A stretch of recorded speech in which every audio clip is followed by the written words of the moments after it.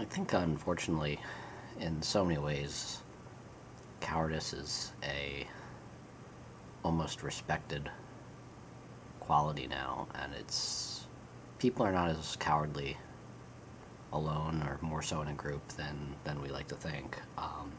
Unfortunately, I'll agree in a lot of ways we have been, but with something that's really bothered me is the absolute simple abuse of language. Um, Everything is now something to an extreme. I'm sure I'm not the first person, after the elections to have heard. Some people have said that Donald Trump is actually as bad, if not worse, than Hitler. And when you go to like an extreme like that, things start losing their vagueness. I can remember when I was growing up, to be racist, you'd have to say something to like an extreme of, you know what we should do? We should send all the black people back to Africa and sink the boat halfway. I mean, that's like, whoa, okay, that is a very racist statement. Now, if you say, you know what? Love Japanese cars. Those Toyotas, they're great vehicles. Well, you're not respecting the Seats. You're not showing any love to the Fords. That's racist to like Japanese cars. It's like, no, it's not. It's a preference. And people honestly have been not just like it's like a thing. Everybody's shifting these words to these extremes, and it's not as one-sided as people think it is. But that's a whole other video. But with the whole thing about that is, I think it's crossing over to a level now where people aren't scared of these words and they're not scared of these things. Oh my God, I dropped my baseball cards.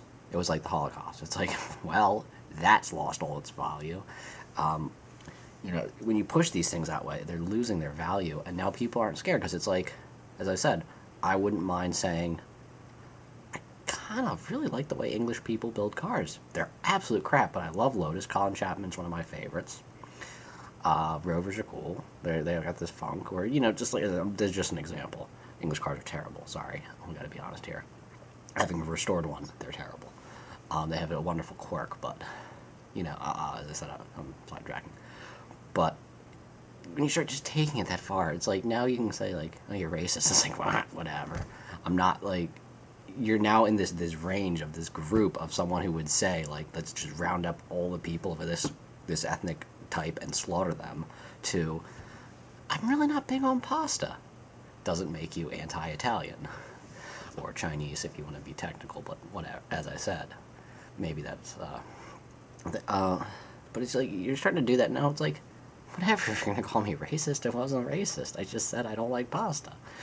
But these words are just so trashed, and I think it's a very scary thing because totalitarianism and dictators and stuff like that are now, we're not going to know what to call them anymore because we've crashed these words. Our languages are dying out because of this. And I think it's a very, very scary process. And I think that politically both sides are very guilty of this, and I think it has to do with dumbing people down. And I don't even start those conspiracy theories because I don't think all of it's a conspiracy. I think some of it is just people overall have wedged themselves in and lowering the bar out of what they think is a good idea. But there's a way to describe things, and for so many people who are uneducated or just unintelligent, they can't go. There's on and off. There's no gray scale. There's no nothing. It's like, I don't like this. Then you have to jump to that extreme.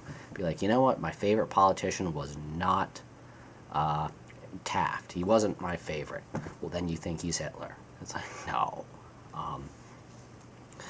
And I think that the other thing I want to expand on, the reason I continually reuse the Hitler one is because it's such an easy go-to right now.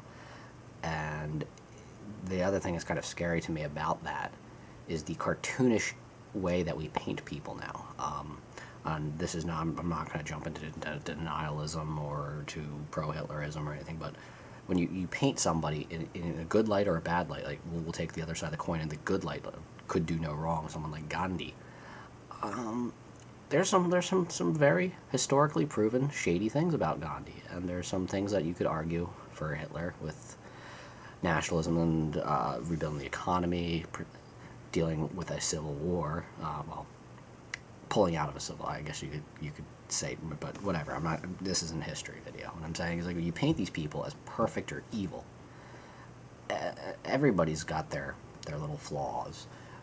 But when you start to look into them, if most people, unfortunately, are just going to accept this and just go, okay, this is a good person, this is a bad person. But anybody who's, like, even on that little desire for knowledge, if they actually, like, say, like, wow, this person seems like the greatest ever, let me read more about them, then you find these little tidbits of error or fault or wrong.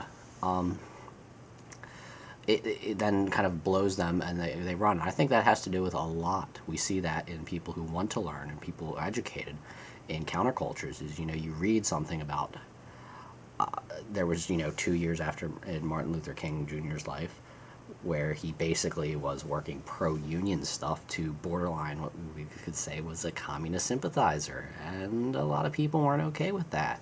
There's some conspiracy theories out there about he more so was killed because of that than what his skin color was or the civil rights. And they do have some weight, and you get this counterculture where basically these people that are not the most intelligent, they're a tiny bit above average, or average, we could even argue, and they've founded these halo people of good or bad. They do a little reading, and then they jump full side because they aren't more intelligent enough to see past the flaws, and they jump on the full side, where basically, and I think that we were saying a big spawn in that. That's probably a big part of something like the neo-Nazi movements. They read one thing about, like, Hitler that could be said, it wasn't the worst thing ever, it wasn't this, like, cartoonishly devilish person for all his faults, or, to find, something like the errors of, as I said, like with Gandhi, and then they just jump on, like, the other side of the coin, where they'll just go, well, this person's perfect because the system wants it, and and it is. There's these systemic parts of building these halo people. I think it's a very wrong way to say good, bad, this, that, the other. And then people are shocked to see there's a counterculture, because you read into it a little bit, and if you're not intelligent enough to sit down and objectively break it down, when you see, like, a couple gaps or chinks in the armor, and things that really don't add up, just be like, well, if this person was perfect, why did they do this? What was happening there? And there's no question on this proof. And then they're going to have to, they aren't intelligent enough to objectively break it down. They just jump on the other side of the train. And I think we see that a lot. And it's kind of dangerous. Plus, it makes people feel better about themselves, because, like, you hear these things. It's a very easy way to feel intelligent, which is a scary thing, too. That, like, you do a little bit of reading about something and be like, okay, I know a good bit about Thomas Jefferson. And everybody loves him because he's Thomas Jefferson. Well, let me tell you a fault. It's like, like, that's the thing. And then it's like, oh, no, you shouldn't like this guy because, and what do I know? Where reality is everybody has done their rights and wrongs, and I don't know. It's a very scary slope that and I don't think it's just the public schooling systems, which I have many faults with. I think it has to do with a lot of things, and I think there are some control methods, and this is intentional, but I also feel that it's just happening because people are lazy. And I know I kind of started this with cowardice, as I think is subjectivity. To be an objective thinker of anything, you have to start with yourself, and that can be a very scary and very hard thing. And people don't want to do it. And about the other thing with that I was just thinking about it. I was hanging out with some friends the other night, and this came up to me. This is the first time I guess I thought about it objectively, and how much this actually bothers me. I very much care for my friends, and this is going to sound rather callous and possibly a little edge-master, but, we're all weller off as far as what upper middle class America, or whatever you want to classify us. Nobody's pinching pennies, we'll put it that way. Whether wealthy or not is an argument. But as everybody knows, I like to camp and shoot and stuff like that, and love all that survival stuff. It's just fun. It's a hobby. You know, I don't think the universe is ending or anything like that, but a lot of people have that crossover on that mentality. And they're saying, yo, it's zombie apocalypse, we're coming to your house. If you're actually worried about that, then go do it. Like, go practice, go learn this stuff. And they're a little more worried about a world-ending situation like a zombie apocalypse than I am. So, it's just like, yeah, you might skip going out to dinner once a week, get yourself a rifle, get some MREs, learn how to make a fire, be a grown-up. If that's something you're genuinely a little worried about, then take care of it. Why do you have to come to me? You're a grown man. But I think that's also the cowardice, too, coming in. It's like, you're worried about your mortality, but you're not willing to take, what if there's a zombie outbreak? You'll be fine. You're going to be light years ahead because they're going to have a lot of people like you to eat, or I'll be good. You'd be good if you spent 2 days prepping, learning. Go out camping for a weekend and get a shotgun. You're fine. And we're going to have this incredible breakdown on society. But I'll do a whole other video about that. It's basically as if you're not a complete idiot, you're probably going to survive a zombie apocalypse or nuclear holocaust or something like that. But kind of been rambling on for a lot of things, so I'm just going to cut this one. But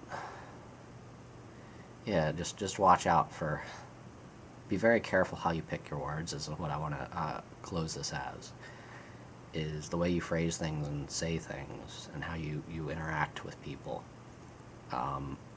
People pick up on that, and I guess I didn't really get into that too much, but it's very important to explain things honestly, because when people find out, you run a big risk of what you're going to deal with it as a repercussion if they ever find out. But when they do, they're going to be upset. They're going to jump against what you tried to push as a narrative. It's just their nature. And the other thing too is, like, when you destroy these words, these very scary words like mass murderer, rapist, sociopath, they lost all their power, and there's no way to describe when the real guy's out there with the chainsaw slicing through a bunch of kids. It's going to be the same way as you feel about the guy who was cut you off at a parking space. And we're not going to be able to do anything about it because we really don't care about who cut you off at a parking space, and this guy's still hacking kids up. So, it's a grim way to put it, but I'm trying to get people to realize this. So, I don't know. I'm done with this video.